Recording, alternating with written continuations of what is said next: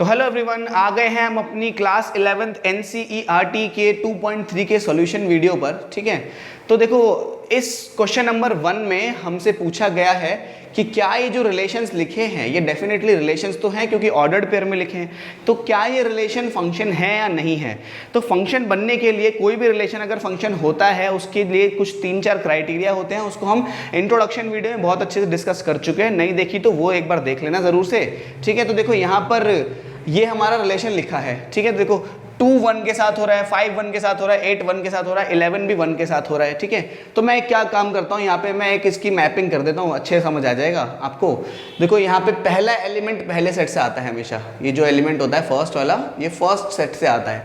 तो क्या है देखो 2 5 8 11 14 17 2 5 8 2 5 8 11 14 एंड 17।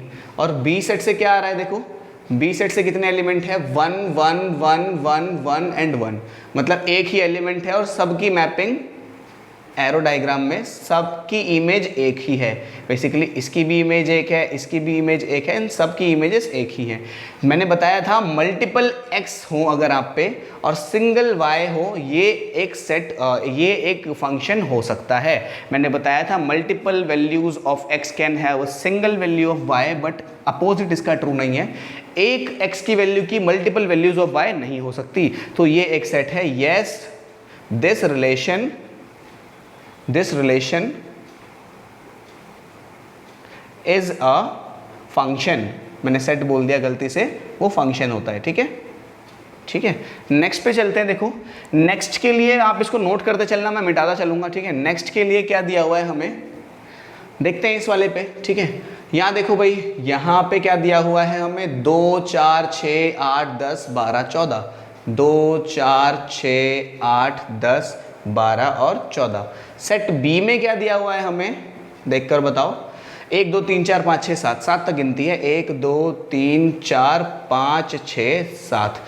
2 का रिलेशन 1 के साथ है, मतलब कि ये दोनों मैपिंग बिल्कुल सीधी सीधी हो रखी है इसमें। 4 2 6 3, देखो 4 2 का कर दिया, 6 3 8 4। ठीक है, अगर मैं आपसे ये फंक्शन लिखने के लिए बोलता तो भी आप लिख सकते थे। देखो बेसिकली हाफ हो रहा है, ये इसका हाफ है। खैर हमसे वो पूछा नहीं है तो हम बताते भी नहीं। तो देखो यहाँ पे क्राइटेरिया मैच हो रहा है हमारा कि सारे ए में जितने भी एलिमेंट्स हैं उनकी एक ही इमेज है। यहाँ पर इसकी कितनी इमेज, एक ही इमेज है, इसकी भी कितनी इमेज, एक ही इमेज है, इसकी भी कितनी इमेज, एक ही इमेज है। तो पहला क्राइटेरिया मैच हो गया। और x में बेसिकली सेट A में कोई ऐसा एलिमेंट नहीं है जो बचा हुआ हो, यहाँ पे कोई एलिमेंट बचना नहीं चाहिए, तो दूसरा क्राइटेरिया मैच हो गया। तो yes, it is also a function. This relation is a function. ठीक है, ये एक फंक्शन है। इस फंक्शन को लिखने का तरीका कैसे होता था, इट इज अ फंक्शन, ऐसे लिख सकते हो आप, it is a function from A to B, ये लिखने का तरीका होता है, ये आप लिख सकते हो। ठीक है, आगे बढ़ते हैं। किधर गया मैं, डिस्टर ही रहा।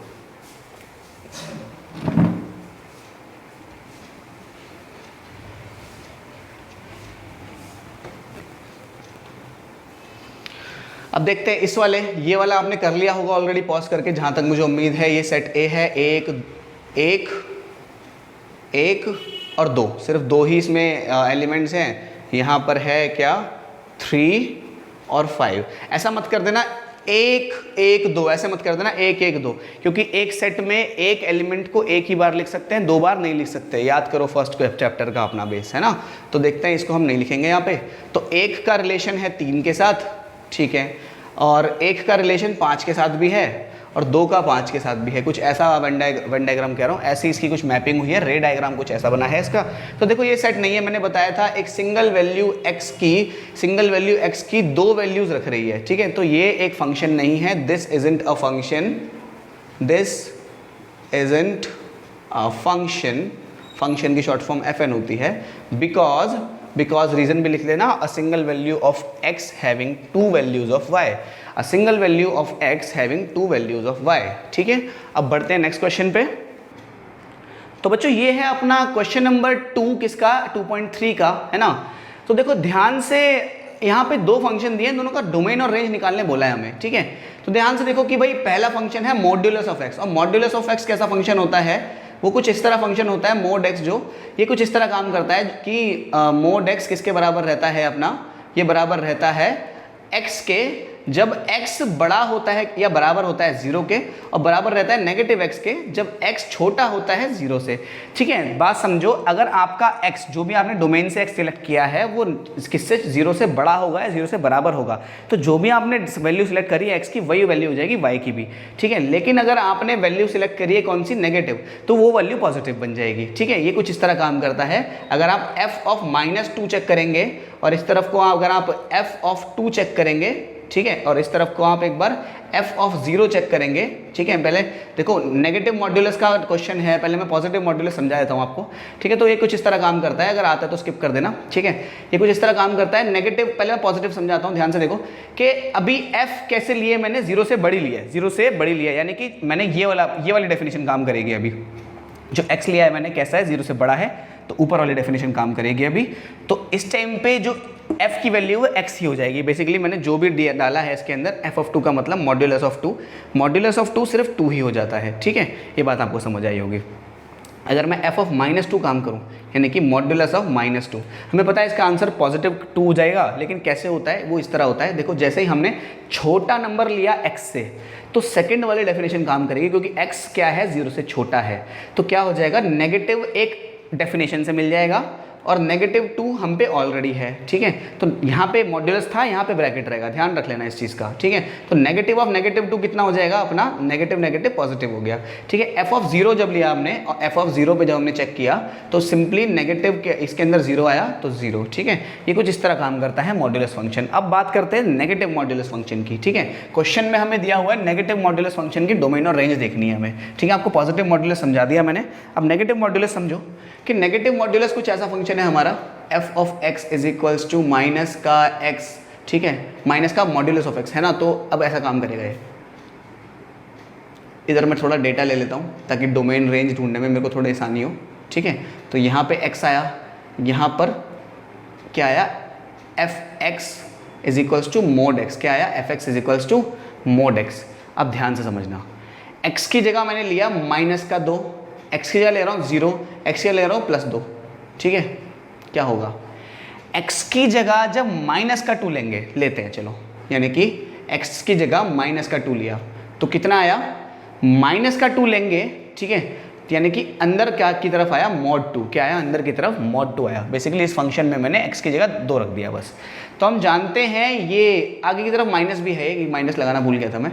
तो हम जानते हैं कि जो mod x है ये क्या कर देगा, वैल्यू को पॉजिटिव कर देगा, ये नेगेटिव वैल्यू को पॉजिटिव कर देगा। ये वाला मोड अंदर वाली नेगेटिव को खत्म कर देगा। फिर भी बाहर की तरफ एक नेगेटिव तब भी बचेगा, यहाँ पे क्या है, -2। फिर इसके बाद एक बार f ऑफ 0 पे चेक कर लेते हैं। किस पे, f ऑफ 0 पे चेक करते हैं, ये कितना आएगा, negative of mode 0 is just 0, क्योंकि नेगेटिव 0 हो ही नहीं सकता कभी, है ना। 0 तो न्यूट्रल नंबर होता है, ना ही नेगेटिव ना ही पॉजिटिव। तो यहाँ पे अब देखते हैं f ऑफ 2 पे चेक करते हैं इसको। ठीक है, मैं इसको f ऑफ 2 पे चेक करने जा रहा हूँ, ये कितना हो जाता है, नेगेटिव ऑफ मोड 2। ठीक है, कितना हो जाएगा, ये जो मॉड है ये 2 को तो पॉजिटिव रहने देगा क्योंकि वो ऑलरेडी पॉजिटिव है, लेकिन आगे जाके -2 हो जाएगा जब ये मॉड से बाहर निकलेगा। तो ध्यान से देखो, मैंने नेगेटिव वैल्यू डाली तो भी मुझे -2 मिला, मैंने पॉजिटिव वैल्यू डाली तो भी मुझे -2 मिला, लेकिन जब मैंने 0 डाला तो मुझे 0 मिल गया। अब बात समझ आ रही होगी आपको। ठीक है, मैं इस चीज़ को मिटा देता हूँ। अब डोमेन रेंज लिख सकते हैं हम। डोमेन और रेंज कैसे रहेगी, देखो,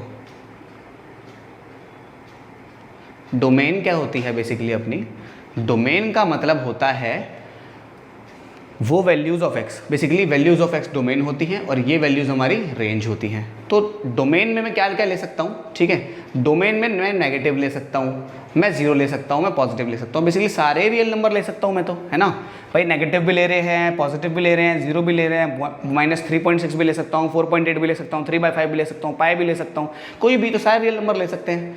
मगर रेंज में क्या आएगा, रेंज जो है अपनी, क्या वो हमेशा नेगेटिव लाई कर रही है। देखो, इसके अंदर मैं नेगेटिव का नंबर डाला तो भी नेगेटिव आया, मैं पॉजिटिव नंबर डाला तो भी नेगेटिव आया, मैंने 0 डाला तो भी 0 आया। ठीक है, तो R नेगेटिव पे लाई कर रही है इसकी रेंज, साथ ही साथ में 0 भी आ रहा है, सेट ऑफ 0। ठीक है, क्योंकि R नेगेटिव में कुछ ऐसा हो जाएगा, देखो ये होता है हमारा 0, यहाँ पे -1 -2, यहाँ पे +1 +2, ठीक है। यहाँ से यहाँ पे तो हो गए सारे कौन से आर नेगेटिव, जीरो को छोड़ देंगे, जीरो नहीं नेगेटिव होता, ये तो हो गए सारे कौन से आर नेगेटिव, ठीक है।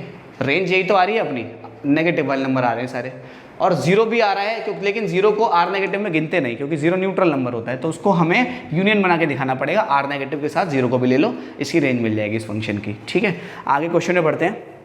तो बच्चों ये है अपनी 2.3 के क्वेश्चन नंबर 2 का सेकंड पार्ट, जहां पर हमें फंक्शन दिया हुआ है स्क्वायर रूट ऑफ 9 - x², इसका डोमेन और रेंज पूछा है हमसे, ठीक है। इस टाइप के क्वेश्चन को कैसे करते हैं ध्यान से समझना, इंपॉर्टेंट है। तो देखो 9 - x² क्या है, 9 - x², रूट के अंदर अगर ये वैल्यू नेगेटिव हो गई तो अपना फंक्शन अनडिफाइंड हो जाएगा, क्योंकि जो हमारा फंक्शन f है वो डिफाइंड है कहाँ पर, R to R पे डिफाइंड है, क्योंकि ये रियल फंक्शन है, यानी कि अंदर नेगेटिव वैल्यू नहीं आनी चाहिए। तो मैं चाहूँगा कि जो मेरा 9 - x² है वो हमेशा बड़ा रहे या एटलीस्ट बराबर ही हो जाए जीरो के, है ना, या तो जीरो से बड़ा हो जाए तो भी दिक्कत नहीं है हमें, पॉजिटिव वैल्यू रूट में काम चल जाएगा अपना, ठीक है। और जीरो के बराबर हो गया, जीरो के अंदर रूट के अंदर जीरो आ गया तो जीरो ही बन जाता है वो, ठीक है, ये बात समझ आ गई होगी।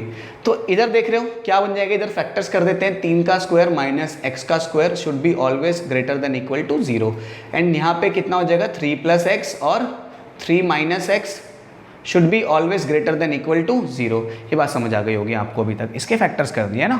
तो देखो अब इस टाइप की सिचुएशन को किस तरह हैंडल किया जाता है, अब देखो बोल दो यहाँ पे कि 3 + x इज ग्रेटर देन 0, ठीक है, या तो ये 0 से बड़ा होगा या 3 - x is greater than 0, greater than equal to, ठीक है। ये बात समझ आ गई होगी आपकी। अब देखो इसको सॉल्व करते हैं पहले, ठीक है। दोनों तरफ मैं क्या कर देता हूँ बेसिकली, मैं क्या कर देता हूँ, -3 को माइनस कर देता हूँ, यहाँ लिख देता हूँ मैं सबट्रैक्टिंग 3 बोथ साइड्स, ठीक है। दोनों तरफ अगर मैं 3 सब्ट्रैक्ट कर दूँ तो क्या बन जाएगा, -(x) is always greater then -3। Basically 3 को उठा के इस तरफ ले गया, माइनस का 3 बन गया, है ना। अब मैं क्या कर दूं, देखो दोनों तरफ नेगेटिव है तो मैं क्या करता हूं, 1 से मल्टीप्लाई कर देता हूं दोनों तरफ, है ना, मल्टीप्लाइंग -1 बोथ साइड्स, दोनों तरफ -1 से अगर मैंने मल्टीप्लाई करा तो क्या बन गया, ये तो x बन गया। जब भी -1 से मल्टीप्लाई होते हैं तो ये इनइक्वालिटी पलट जाती है, क्या हो जाती है, इनइक्वालिटी पलट जाती है, ये always greater than equal to 3 बन जाएगा, ये एक इंटरवल मिला। अच्छा ऐसा हुआ क्यों, अभी तो तुम्हें यही नहीं पता होगा ना कि यहाँ इनइक्वालिटी पलटी क्यों, ठीक है। चलो इसके बारे में थोड़ी देर में डिस्कस करेंगे, चलो अभी कर लेते हैं ना। यहाँ देखो क्या था अपना, जैसे था यहाँ पे 5 बड़ा है x से, 5 बड़ा है x से, या 5 बड़ा है मान लो 3 से, ये एक इनइक्वालिटी है, क्या है, एक इनइक्वालिटी है। अगर मैं -5 को दोनों -1 से दोनों तरफ मल्टीप्लाई कर दूं, क्या कर दूं, -1 से दोनों तरफ मल्टीप्लाई कर दूं, क्या हो जाएगा, -5, क्या -5 भी -3 से बड़ा होगा, बात समझो, क्या -5 भी -3 से बड़ा होगा। देखो दोनों तरफ अगर मैं -1 से मल्टीप्लाई किया है, दोनों तरफ अगर मैंने -1 से मल्टीप्लाई किया है तो देखो ऑब्वियस सी बात है कि -3 छोटा नहीं होता, -5 छोटा होता है, क्योंकि नेगेटिव में जितना बड़ा होगा वो उतना ही एक्चुअल में छोटा होगा। तो -5 कैसा है, छोटा है, किससे, क्योंकि मुझे इनइक्वालिटी को पलटना पड़ेगा, बात समझे। -5 छोटा है -3 से, जब भी -1 से दोनों तरफ मल्टीप्लाई किया जाता है इनइक्वालिटी में तो इनइक्वालिटी पलट जाती है, ये बात ध्यान रखना। तो जैसे ही मैंने मल्टीप्लाइंग -1 बोथ साइड किया तो इनइक्वालिटी पलट गई, ठीक है।